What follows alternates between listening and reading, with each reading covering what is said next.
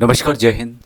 आज बात करने वाले हैं एक नई भर्ती के बारे में जो कि रेलवे की ओर से जारी किया गया है और यहाँ पर आप देख पाएंगे इससे संबंधित नोटिफिकेशन जारी किया गया है। विस्तार से हम इस वीडियो के माध्यम से जानेंगे। यहाँ पे आप देखेंगे ये नोटिफिकेशन जारी किया गया government of India ministry of railway railway recruitment board की ओर से 072025 CEN नंबर है और जिसमें कि recruitment for the various post of non technical popular category under graduate level की यहाँ पर वैकेंसीज रहने वाली है।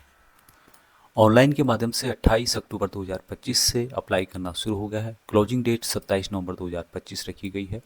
29/11/2025 को आप इसका जो एप्लीकेशन फ़ीस है वो जमा कर सकते हैं। मॉडिफाई वगैरह करना है एप्लीकेशन में तो 30 नवंबर से लेके 9 दिसंबर 2025 तक आप कर सकते हैं। वैकेंसी जो इनके द्वारा जारी की गई है कॉमर्शियल कम टिकट कलर की लेवल 3 की सैलरी 21,700 रुपये इनिशियल है, बेसिक है। उसके अलावा जितने भी अलाउंसेस दिए जाते हैं DA TA CA HRA वगैरह वो अलग से होंगे। B2 टाइप का पे मेडिकल स्टैंडर्ड होता है। 30 साल मैक्सिमम है। 2,424 टोटल वैकेंसी है। अकाउंट कलर कम टाइपिस्ट की लेवल 2 की सैलरी है 19,900 plus other allowances. C2 level का मेडिकल यहाँ पर होता है। 30 साल मैक्सिमम है और 394 टोटल वैकेंसीज है। जूनियर क्लर्क का कम टाइपिस्ट की सेम यहाँ पर लेवल 2 की सैलरी दी जाएगी। C2 टाइप का मेडिकल होता है। 30 साल मैक्सिमम है। 163 टोटल वैकेंसीज है। ट्रेंस कलर की लेवल 2 की सैलरी दी जाती है 19,900 रुपये।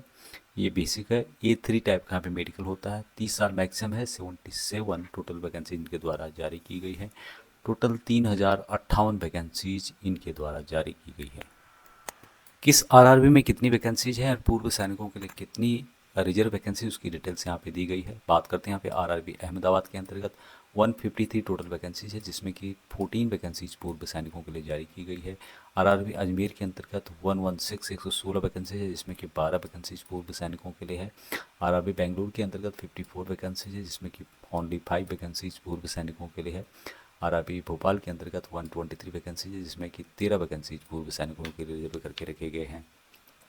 आरआरबी भुवनेश्वर के अंतर्गत टोटल 18 वैकेंसीज है जिसमें कि एक वैकेंसीज पूर्व सैनिकों के लिए रिजर्व करके रखा गया है। आरआरबी बिलासपुर में 69 वैकेंसीज है जिसमें कि 7 वैकेंसीज पूर्व सैनिकों के लिए रिजर्व करके रखे गए हैं। आरआरबी चंडीगढ़ में 24 वैकेंसीज है जिसमें कि एक्सेसमेंट के लिए 2 वैकेंसीज है। आरआरबी चेन्नई के अंतर्गत 80 वैकेंसीज है जिसमें कि मात्र 8 वैकेंसीज पूर्व सैनिकों के लिए है। उसी तरह से आरआरबी गोरखपुर के अंतर्गत 173 वैकेंसीज है जिसमें कि 17 वैकेंसीज पूर्व सैनिकों के लिए है। आरआरबी गुवाहाटी के अंतर्गत 135 वैकेंसीज है जिसमें कि 13 वैकेंसीज पूर्व सैनिकों के लिए है। आरआरबी जम्मू श्रीनगर के अंतर्गत 137 वैकेंसीज है जिसमें कि 13 वैकेंसीज पूर्व सैनिकों के लिए है। आरआरबी कोलकाता के अंतर्गत 499 वैकेंसीज है जिसमें कि 50 वैकेंसीज पूर्व सैनिकों के लिए रिजर्व करके रखे गए हैं। उसी तरह से आरआरबी मालदा के अंतर्गत 196 वैकेंसीज है जिसमें 20 वैकेंसीज पूर्व सैनिकों के लिए रिजर्व करके रखे गए हैं। आरआरबी मुंबई के अंतर्गत 494 वैकेंसीज है जिसमें कि 49 वैकेंसीज पूर्व सैनिकों के लिए है। आरआरबी मुजफ्फरपुर में 39 वैकेंसीज है जिसमें कि 4 वैकेंसीज पूर्व सैनिकों के लिए रिजर्व करके रखे गए। आरआरबी पटना के अंतर्गत 24 वैकेंसीज है जिसमें कि 3 वैकेंसीज पूर्व सैनिकों के लिए है। आरआरबी प्रयागराज के अंतर्गत 303 वैकेंसीज है जिसमें कि 30 वैकेंसीज पूर्व सैनिकों के लिए है। उसी तरह से आरआरबी रांची के अंतर्गत 56 वैकेंसीज है जिसमें कि 6 वैकेंसीज पूर्व सैनिकों के रिजर्व करके रखे गए हैं। आरआरबी सिकंदराबाद के अंतर्गत टोटल 272 वैकेंसीज है जिसमें कि 27 वैकेंसीज पूर्व सैनिकों के लिए है। आरआरबी सिलीगुड़ी के अंतर्गत 7 वैकेंसीज है जिसमें कि 1 वैकेंसीज पूर्व सैनिकों के लिए है। उसी तरह से आरआरबी त्रिवेंद्रपुरम में 86 वैकेंसीज है जिसमें कि 8 वैकेंसीज पूर्व सैनिकों के लिए है। टोटल बात कीजिए यहाँ पे तो 3,058 वैकेंसीज है जिसमें कि 300 वैकेंसीज यहाँ पर पूर्व सैनिकों के लिए रखी गई है। 303 वैकेंसी टोटल है पूर्व सैनिकों के लिए। अभी यहाँ पर जो पोस्ट वाइज पैरामीटर बताए गए हैं सभी के लिए 12th पास मांगा गया है, लेकिन जो यहाँ पर अदर बताया गया जिसमें कि कॉमर्शियल कम टिकट क्लर्क 12th पास होना चाहिए। 50% आपके एग्रीगेट मार्क होने चाहिए तभी आप इन वैकेंसीज को अप्लाई कर सकते हैं। लेकिन पूर्व सैनिकों के लिए 12th पास के अलावा यदि आपकी 50% नहीं भी है तब भी आप इन वैकेंसीज के लिए अप्लाई कर सकते हैं। सेम यहाँ पर अकाउंट क्लर्क कम टाइपिस्ट के लिए भी है, लेकिन यहाँ पर टाइपिंग टेस्ट भी होने वाला है, हिंदी और इंग्लिश में होगा। उसके बारे में आगे जानकारी दी गई है कि क्या स्पीड रहेगी। जूनियर क्लर्क कम टाइपिस्ट 12th पास, साथ में टाइपिंग टेस्ट मांगा गया है। ट्रेन क्लर्क 12th पास होना चाहिए मात्र। में 30 साल रखी गई है। लेकिन पूर्व सैनिकों को यहाँ पर रिलैक्सेशन दिया गया है, जैसे कि सेंट्रल गवर्नमेंट के अन्य पोस्टों में दिया जाता है। किस तरह से आपको कैलकुलेशन करनी है, जो भी आज की एज है उसमें से जितने आपने सर्विस किए माइनस करने के बाद अनरिजर्व और ईडब्ल्यूएस कैटेगरीज को 3 साल की और छूट यहाँ पर दी जा रही है। एक्सेसमैन ओबीसी एनसीएल को 6 साल की छूट दी जा रही है। एक्सेसमैन एसटी और एससी को 8 साल तक की एक्स्ट्रा छूट दी जा रही है। तो इस तरह से कैलकुलेशन करने के बाद आपकी एज जो मैक्सिमम यहाँ पे 30 साल दी हुई है उससे ज़्यादा नहीं होनी चाहिए। एप्लीकेशन फीस पूर्व सैनिकों के लिए और कुछ कैटेगरी के लिए 250 रुपये रखा गया है, लेकिन वहाँ भी आपका रिफंड हो जाएगा जब भी आप स्टेज 1 का जो सीबीटी है उसको अटेंड करते हैं। बाकी लोगों के लिए 500 रुपये रखा गया है।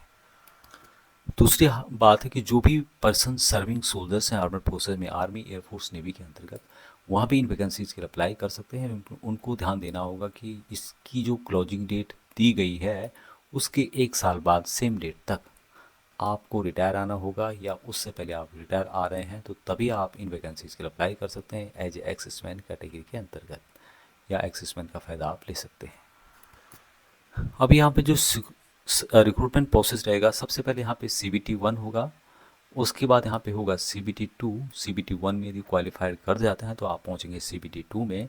CBT 2 के बाद यहाँ पर कुछ ट्रेड हैं या कुछ पोस्ट हैं जिनके लिए टाइपिंग स्किल टेस्ट होगा, जो मैं आपके आगे बताऊंगा और मैंने आपको बताया भी है, लेकिन क्या स्पीड रहेगी टाइपिंग की वो मैं आगे आपको बताऊंगा। उसके बाद होगा वेरिफिकेशन और डॉक्यूमेंट वेरिफिकेशन जिसको बताते हैं, और साथ में होगा मेडिकल एग्जामिनेशन। तो इस तरह से इसका सिलेक्शन प्रोसेस रहने वाला है।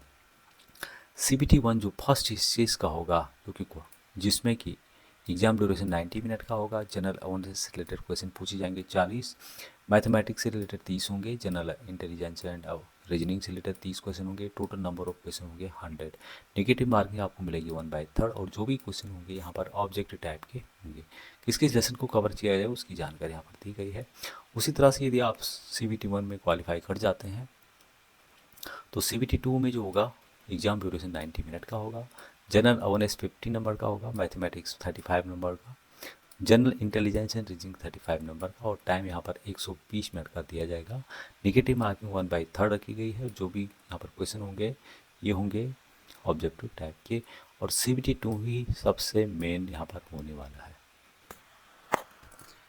Summary of various stages of recruitment process के बारे में यहाँ पे बताया गया है कि जो चारों पोस्ट यहाँ पे हैं, चारों टाइप के, इन सभी के लिए CBT 1 और CBT 2 दोनों कंपलसरी है, लेकिन अकाउंट क्लर्क कम टाइपिस्ट के लिए यहाँ पर computer based typing skill test भी होगा।